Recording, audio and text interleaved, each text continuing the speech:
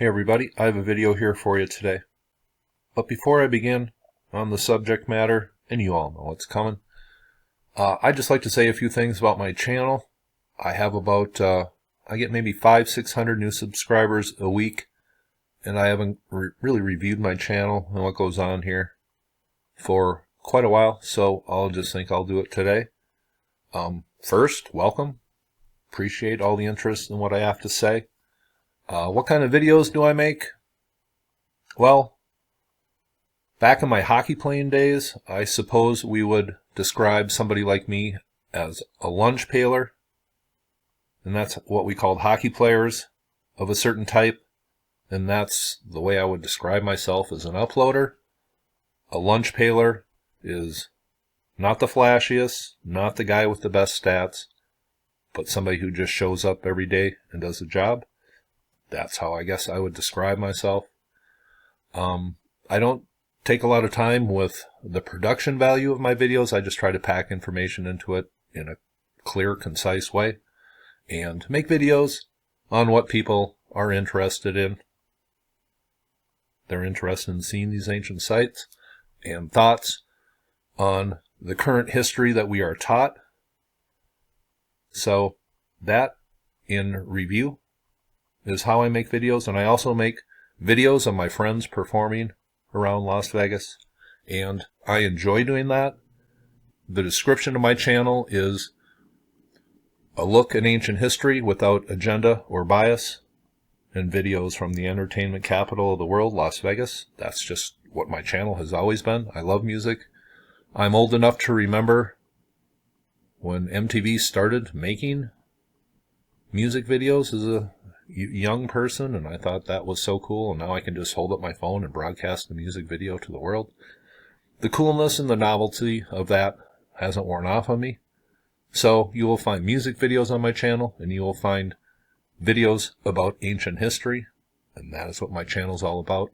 So welcome all my new subs, and my new subs who I've met and had chats with by the MGM and by the Luxor here in Vegas. Special welcome to you people. I've enjoyed meeting you, and I know a few of you are listening. People who have kind of picked my brain outside the Luxor and had some pretty cool conversations. And enough of that, but let's get to the subject matter here. Now, the mystery of the unfinished pyramids. Well, we're going to go down to Zawyet El Aryan, and I guess that's not a name that they've used for like 50 years here. And there is a more modern name, but there is another pyramid here, and I've kind of expected somebody to do a video on this. I haven't seen one, maybe somebody has, but I am certainly going to talk about it today, because when investigating these unfinished pyramids, you have to look at all of them. Now, I mentioned this just briefly in my original video last August, where I really opened up this mystery when I did the video on the pyramid at Zawyet El Aryan, the northern one, the so-called unfinished one. This is a southern pyramid called the Layer Pyramid, and it's also one of these unfinished pyramids. Now, what do people say about this? They say, strangely, this pyramid was unfinished, it seems. And here it is up on top of a pretty good inclination up from the Nile. But what's down below here? I think we have to look at all these and what's down below. And obviously it's going to be a collective effort if we try to figure this out. And there are some subjects where I'm just not that educated on. So I learned a lot from comments on my previous video. So any comment, go ahead and leave it. They're all important, and they're all interesting to me. And you can't investigate this. There has been really no research gone on here for decades, because this is in a restricted military zone. Just like the area up at Abu Ruwash, you need special permission because that is in a restricted military zone. But here you see it, up a steep hill from the Nile, no causeway, no casing stones ever found on here. You can kind of make out a trench like that pyramid down at Dashur around this place. But what's below here, I think we need to look. I did find something written by Zahi Hawass on Zawyet El Aryan, and I was really curious. what he had to say. Maybe he could add some information that would be useful to the research of this area. Zawyet said, well, Zawyet El Aryan is best known for its Roman cemetery. Well, thanks for being totally useless, Zahi. It's best known for its Roman cemetery from about 2,000 years ago. Oh, sorry I wasted your time there, folks, but let's get on to what was found below here. Now, before I start, I just want to say this. Now, there was a descending ramp on the northern side here, but you can kind of make it out here, and if you just search for pics, you can see a descending entranceway into the eastern side of this structure, whatever it was, so I just wanted to mention that. But let's read here. The layer pyramid, known locally in Arabic as Il Haram Il Madawar, meaning Rubble Hill Pyramid. It is located 8 kilometers southwest of Giza, close to the necropolis of Zawyet El Aryan. It is thought to be the tomb of Pharaoh Kaba of the 3rd dynasty, but this is disputed. And really, if you just look up each article on the layer pyramid, you might get a different theory as to who's Nebka, Sebka, whatever. The layer pyramid was first excavated and examined in 1839 by Perrin. The subterranean passages were found and excavated in 1896 by Jacques de Morgan. Further and more detailed excavations were performed in 1900 by Alessandro Barsanti, and in 1910 and 11 by George Reisner. And in Reisner's detailed diagrams, it appears that the 10 years between the time that Barsanti was here and the time that George Reisner showed up again in 1911 or 10, underground shafts were sealed up and buried. It says a layer pyramid has a square base measuring 84 by 84 meters. Its layers and outer walls have an inward inclination of an angle of 68 degrees. If the finished pyramid would have comprised 5 steps and reached 45 meters in height, today only 2 steps remain and reach about 17 meters in height. The current ruined state of the pyramid allows a view of its core. Well, isn't that strange? The ruined pyramid, you can actually see into the open middle core of this pyramid. Its foundations are made of natural bedrock and measure 11 by 11 meters.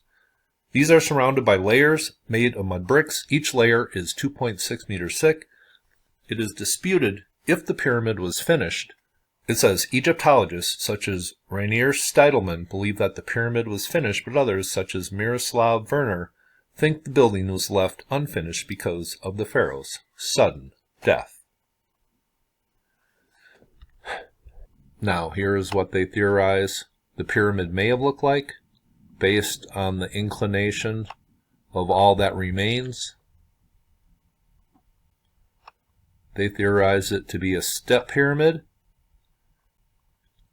Now, here is what was found, a descending shaft, and then there was an open pit. But there is also vertical shafts, straight vertical shafts, and 32 what they say are burial storage chambers for burial equipment in a massive underground network of tunnels and chambers below this thing. Is that important? Are these just made and then they were never used for burial equipment? Now here's a diagram that I found that also explains the vertical shafts and what was underneath here. Once again, 32 storage chambers in a vast network of underground tunnels.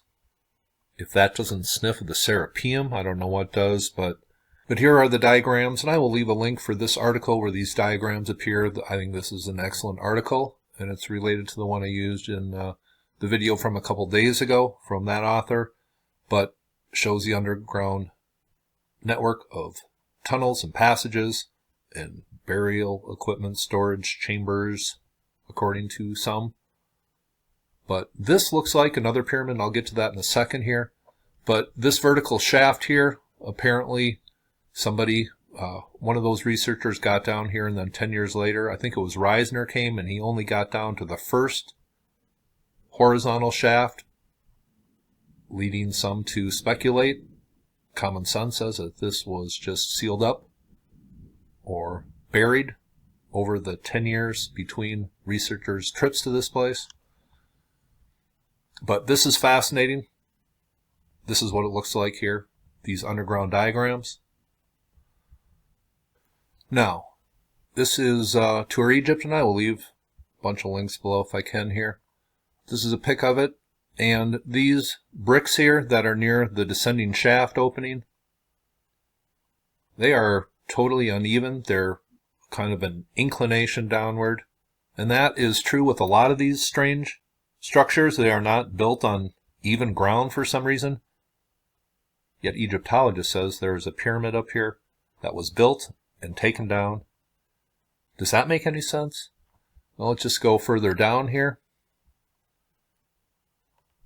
Here is a diagram of those storage annexes. Well, let's just read a little bit here. It says the entrance to the pyramid substructure is located near the northeast corner of the pyramid in a trench. The steep staircase leads to a westward-oriented rough descending corridor that in turn terminates at the northwest axis of the pyramid with a vertical shaft. At the base of the shaft there is a U-shaped corridor. On one of its sides there is no less than 32 storage annexes intended for the burial equipment. Another corridor leads directly to a burial chamber that is located exactly under the vertical axis of what would have been the pyramid. However, this corridor is small, and so are some of these in here. It says, however, this corridor is small, and apparently it would have been difficult, if not impossible, to move any decent-sized sarcophagus through it to the burial chamber. In fact, there was no sarcophagus found in the burial chamber, nor evidence of a burial, or evidence that this was ever intended for a tomb. Here's how the identification of Kaaba is made to this pyramid. It says, a mastaba near the pyramid, designated Z500, contained 8 alabaster vessels with the name of Kaaba, a 3rd dynasty king. Therefore, the pyramid had been tentatively associated with this king, first by Reisner and then by Fisher. And then it says, however, others, specifically Nabil Swalim, believe that it might belong to Neferka, another 3rd dynasty ruler, though this theory has now been largely contradicted, and you can just read all sorts of contradictions here. Whose little cartouche or whatever was found out here also. Narmer, I think he comes from the 1st dynasty, and also pre-dynastic burials, indicating this place is extremely ancient. And I think it's time for somebody to start reading these unidentified cartouches and attach them to King's Lists that are found at Abydos and the Turin's King's List and other places. I think somebody should do that. Now, does this place have any similarities to any other so-called pyramid in the pyramid field? Yes, there is one place that has striking resemblances to it. This is the pyramid of Sekhmet at Saqqara. They theorize a step pyramid, and the descending ramp here, and there is some vertical shafts, but this is similar. But what really makes it interesting is in this pyramid, they say, unfinished, down at Saqqara, there is 132 of these so-called burial equipment chamber rooms here. 132 of them, there's 32 of them at the pyramid of Zawyet El Aryan, the layer pyramid. Well, there is 132, they say, for burial equipment in a tiny room down here that it was intended for. This is the kind of history we get from Egypt. 132 burial equipment chambers. This is really unexplained. And who discovered this place originally? It was a gentleman by the name of Zachariah Gonaim, and he discovered a golden alabaster sarcophagus. It turned out to be empty, so he was chastised, ridiculed, and later he was found dead in the Nile River. But the purpose of these, I wanted some comments. I just thought that was pretty interesting. Well, I just thought I would share a little bit of the information on this place. Should we buy the history? Well, Egyptologists connect it to a mastaba right nearby. They say there is an alignment. But in that article I'm going to leave a link for, that was thoroughly debunked. This is a strange history of the unfinished pyramids, what they call them. Hope you thought this was cool, and you all have a very nice day.